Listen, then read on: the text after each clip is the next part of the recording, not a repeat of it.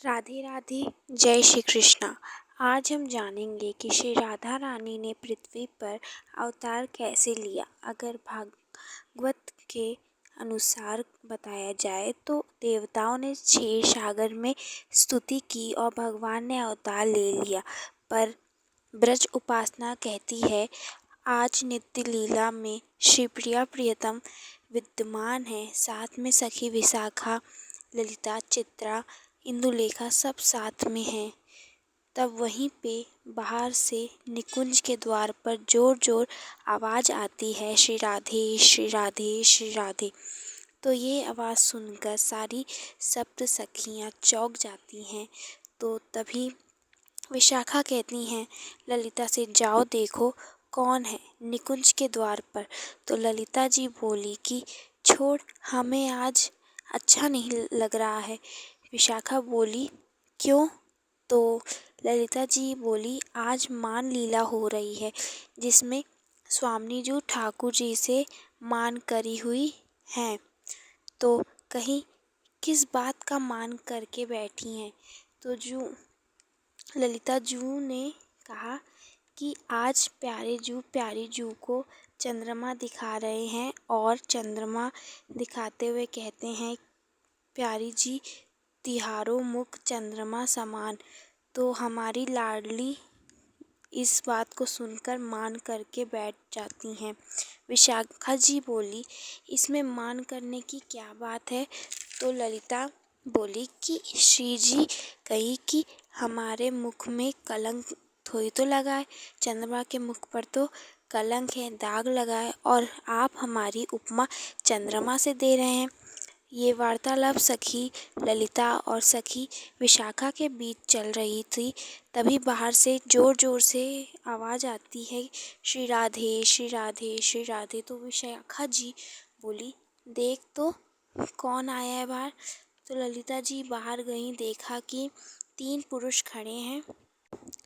तो ललिता जी ने कहा कि कौन है आप, क्यों आए हैं, आपको पता नहीं हमारी लाडली रूठी हुई हैं, ये उनके विहार का समय जो इतने तेज बोल रहे हैं।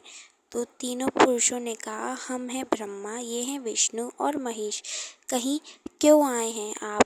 तो कहे वे कि हे ललिते, पृथ्वी बहुत पाप से बढ़ गई है। उन पापों के उद्धार के लिए भगवान को अवतार लेने की लिए मनाने आए हैं। तो ललिता सखी बोली ये बताओ, ये सब तो ठीक है लेकिन ये पाप पुण्य से हमारे श्याम सुंदर परे हैं और यहाँ पर आपकी कोई आवश्यकता नहीं, आप यहाँ से जाइए। अरे आप ही कंस को मार दो, आपके लिए कौन सी बड़ी बात है। तो भगवान शंकर ने प्रेम से बोला, उन्होंने कहा अरे नहीं ललिते, वो पाप वाप नहीं, कंस को मारने कोई भी चले जाए।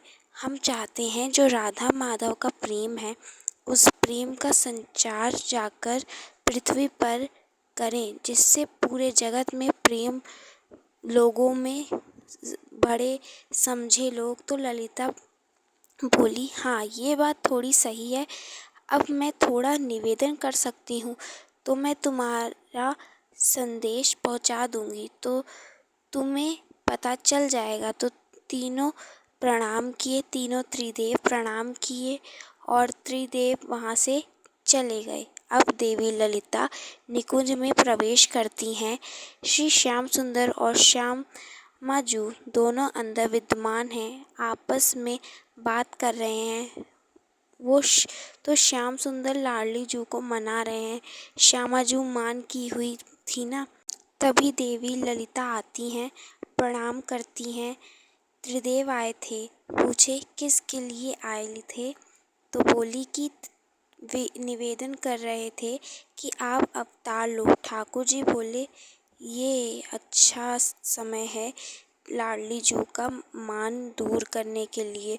बोले ठीक है, कह दो हम अवतार लेंगे, और मीठे से मुस्कुराए दिए।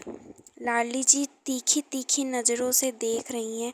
अच्छा तो आप अवतार लेंगे, हमसे पूछा भी नहीं जाना है कि नहीं जाना और खुद ही निर्णय ले लिया कि अवतार लेंगे। तो श्याम सुंदर ने कहा चलो थोड़ा मान कम हुआ, ध्यान दूसरे तरफ चला गया। ठाकुर जी कहे, हम तो अवतार ले रहे हैं, अब अगर आप साथ चलेंगी तो हमें आनंद की अनुभूति होगी। श्री जी कहीं, अच्छा हमें साथ ले जाना चाहते हैं हो?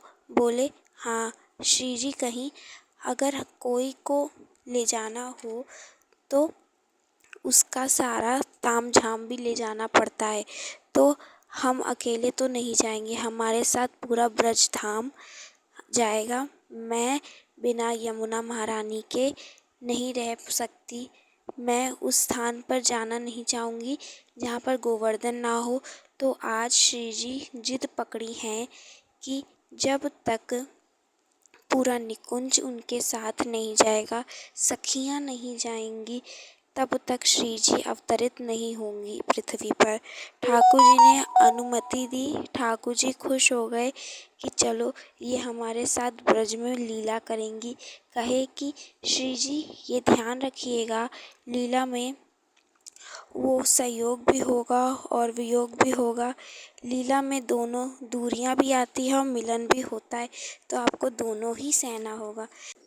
तभी श्री धामा बड़ी क्रोध में अंदर घुसा, भीतर घुस गया। निकुंज में सामने दोनों श्याम सुंदर और श्यामाजू बैठी हैं। तो कहे कि क्यों तंग करके रखी है आप हमारे सखा को? जब देखो रूठ जाती हो, मान कर लेती हो। हमारा सखा कितना भोला है, कितना सीधा है, दिन भर आपको ही मनाने में लगा रहता है। सखियों ने कहा कि क्या हुआ श्री धामा, शांत हो जाओ। लेकिन श्री धामा आज रोष में है, क्रोध में है। ललिता सखी ने कहा, अरे श्री धामा थोड़ा तो शांत हो, थोड़ा शांत हो। लेकिन नहीं, श्री धामा बहुत क्रोध में। लीला ऐसी हो गई कि उसने श्री जी को श्राप दे दिया। कहे, आप हमारे सखा को कष्ट देती हैं, आपको विरह के बारे में पता है ही क्या? जाइए, अब आपका श्री कृष्ण से 100 वर्षों का वियोग होगा। 100 वर्षों का वियोग आपको सहन करना होगा। पूरे निकुंज में चित्कार उठी। श्री धामा को भी होश आया तो वह सोचने लग गई, ये मैंने क्या बोल दिया राधा रानी को। उनके आँखों में अश्रु गिरने लग गए, गोविंद के चरणों में गिरने लग गए। तब श्री कृष्ण ने सांत्वना दी और कहा कि ये कोई तुम्हारी भावना नहीं थी, ये मेरी ही इच्छा थी, इसलिए तुम्हारे मुख से निकलवाया। तब श्री जी बैठी हैं, शुक बैठे हैं, मोर बैठा हुआ है, सब बैठे हुए हैं। कह रहे हैं कि श्री किशोरी जी आप सब चले जाओगे, मैं यहाँ अकेला क्या करूँगा, हम सब यहाँ अकेले क्या करेंगे? तो लाडली जो कहीं कि तुम भी मेरे संग ब्रजधाम चलोगे। निकुंज में आज उत्सव हो रहा है कि श्री जी के संग सारे पशु पक्षी लता पता सखियाँ सब जाएंगे। इस प्रकार इस छोटे से प्रसंग का अंत होता है। आप सभी को राधे राधे, जय श्री कृष्णा।